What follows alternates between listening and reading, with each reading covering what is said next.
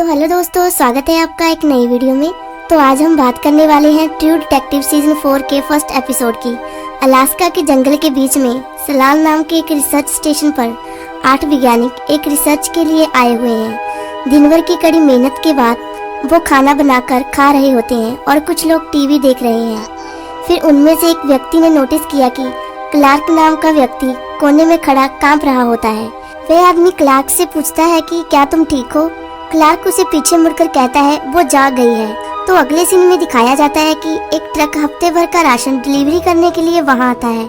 जैसे ही वे अंदर एंटर करता है वो देखता है कि वहां के लोग गायब होते हैं। वहां रोशनी टिमटिमा रही होती है और घर पर कोई नहीं होता और ना ही उसकी कॉल का कोई जवाब दे रहा है। वह चारों ओर देखता है, वहाँ टेलीविजन ऑन होता है और खाने की चीजें पड़ी होती हैं। उसकी ट्रक की चाबी एक टेबल के नीचे गिरती है। जब वो उसे उठाने लगता है तो उसने एक टेबल के नीचे कुछ पड़ा हुआ देखा, जो कि एक कटी हुई जीभ होती है जो किसी के मुंह से काट कर निकाली गई होती है। उसके बाद हम देखते हैं कि डेनवर नाम के एक पुलिस ऑफिसर और उनकी टीम सलाल स्टेशन के लापता 8 वैज्ञानिकों की इन्वेस्टिगेशन कर रही है। जैसे ही डेनवर अपने एक्स हस्बैंड हैंक और उसके बेटे पीटर के साथ सलाल स्टेशन की जांच करती है, उसे एक व्हाइट बोर्ड मिलता है जिस पर लिखा होता है हम सभी मर चुके हैं, और एक टेबल के नीचे से उन्हें एक कटी हुई जीभ दिखाई देती है। डेनवर पीटर को बताती है कि वो जीभ पर निशानों से बता सकती है कि ये एक अलास्का की औरत की है। डेनवर कहती है कि जीभ पर ऐसे जख्म मछली पकड़ने के जाल को ठीक करते समय धागे को चाटने से आते हैं, क्योंकि डेनवर को कुछ समय पहले एक औरत की बॉडी मिली थी जिसकी जीभ पर ऐसे ही निशान थे। फिर डेनवर और हैंक कहते हैं कि उनका मानना है कि उन्हें ये सबको बताने से पहले इंतजार करना चाहिए, क्योंकि शायद जो लोग लापता हैं वो किसी मिशन पर हो सकते हैं। लेकिन डेनवर कहती है कि किचन में रखे खाने से लगता है कि वो कम से कम 2 दिन से खराब हो चुका है। इसका मतलब है कि वो लोग 2 दिन से गायब हैं। बाद में हम एक सीन देखते हैं जहाँ एक बूढ़ी औरत एक बर्फीले भेड़िए को काट रही है और फिर वो एक आदमी को अपने पास खड़ा देखती है। बूढ़ी औरत कहती है, हेलो टेविस, क्या चाहिए तुम्हें? वो आदमी असल में मरा हुआ है जो उस बूढ़ी औरत को दिखता है। वो उसे एक बर्फीली जगह पर ले जाता है जहाँ वो अजीबोगरीब व्यवहार करता है और उस बूढ़ी औरत को एक जगह जाने को कहता है। उसके बाद सीन कन्वर्ट होता है एक नवारो नाम के पुलिस ऑफिसर के ऊपर, जो कि एक फूड फैक्ट्री में देखती है कि एक व्यक्ति ने एक महिला पर हमला किया और उसके साथ काम करने वाली एक औरत ने उस लड़की को बचाने के लिए एक बाल्टी से मारा। वो आदमी ठंड से बेहोश हो गया था। नवारो उस लड़की से कहती है कि क्या वो उसके खिलाफ केस करना चाहती है। तभी वह आदमी जाग जाता है और फिर से उसे मारपीट करने की कोशिश करने लगता है। फिर मारपीट के आरोप में नवारो उसे गिरफ्तार कर लेती है।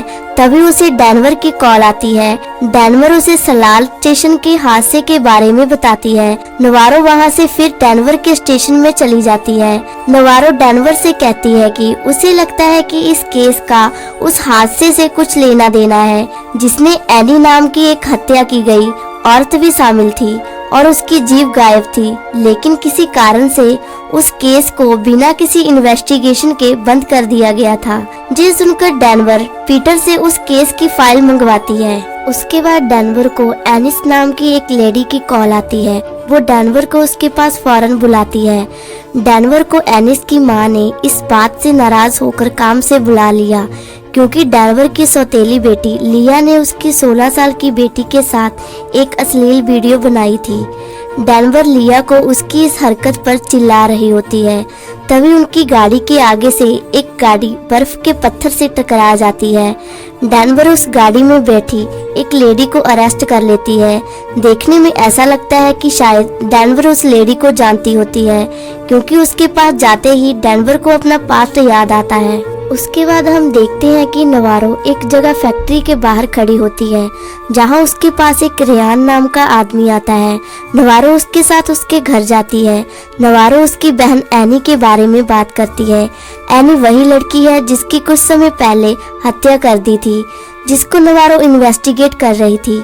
एनी खदान मजदूरों के लिए विरोध कर रही थी, लेकिन उसे कोई इंसाफ नहीं मिला और उसे किसी ने बुरी तरह से चाकू से मार दिया था। उसके बाद नवारो को कूपर नाम के व्यक्ति का फोन आता है। वो उसे नवारो की बहन के घर बुलाता है। नवारो की बहन जूलस, जो कि डिप्रेशन की मरीज है, और वही डेनवर का बेटा पीटर अपनी पत्नी के साथ रोमांस कर रहा होता है। तभी उसे डेनवर की कॉल आती है वो उसे कहती है कि एनी के केस की पुरानी फाइल उसके पिता हैंक के पास है जो उसे चुरा कर लानी है।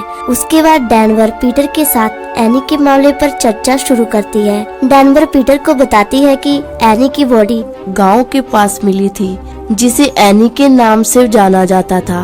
उस पर किसी चाकू से 32 बार हमला किया गया था। उनका मानना है कि जब से एनी ने खदानों का विरोध करना शुरू किया, पूरे गांव वाले उनके विरोधी हो गए। फिर डेनवर को सोते हुए एक सपना आता है जिसमें उसे एक आवाज सुनाई देती है कि वो जाग गई है, जैसा कि स्टार्टिंग में एक कांपते हुए व्यक्ति ने कहा था। जब वो उठती है तो उसे एक नीचे गिरा हुआ एक आंख वाला टेडी बियर का खिलौना दिखता है, जिसे देखकर उसे डर लगता है। और वहीं नवारो अपनी गाड़ी में जा रही होती है। वो किसी लड़की से बात कर रही होती है जो कि एनी को जानती थी। नवारो उससे पूछती है कि क्या एनी ने आपसे किसी सलाह रिसर्च स्टेशन के बारे में कोई बात की थी। वो लड़की कहती है कि जहाँ साइंटिस्ट रिसर्च करते हैं तभी उसकी कॉल डिस्कनेक्ट हो जाती है और फिर से वही आवाज आती है कि वो जाग गई है। तभी नवारो की गाड़ी के आगे एक आंख वाला भालू आ जाता है। भालू भयानक दिखता है और कुछ अजीब संकेत देता है, क्योंकि भालू बिल्कुल वैसा ही है जैसा डेनवर ने अपने घर में पाया था।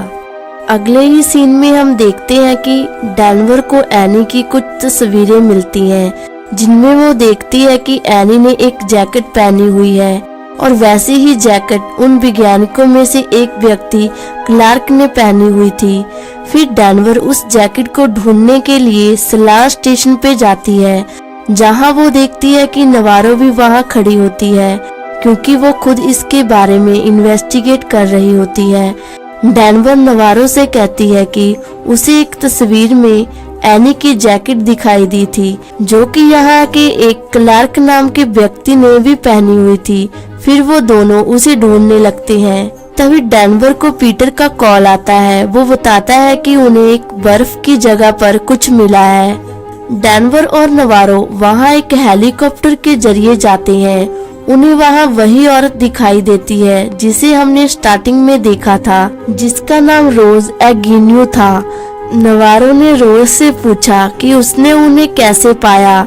रोज उसे बताती है कि इसके बारे में ट्रेविस ने उसे दिखाया। तब हमें सचमुच रोंगटे खड़े कर देने वाला दृश्य दिखाई देता है, जहां जमीन से बाहर निकले हुए कुछ आदमियों के सिर दिखाई देते हैं।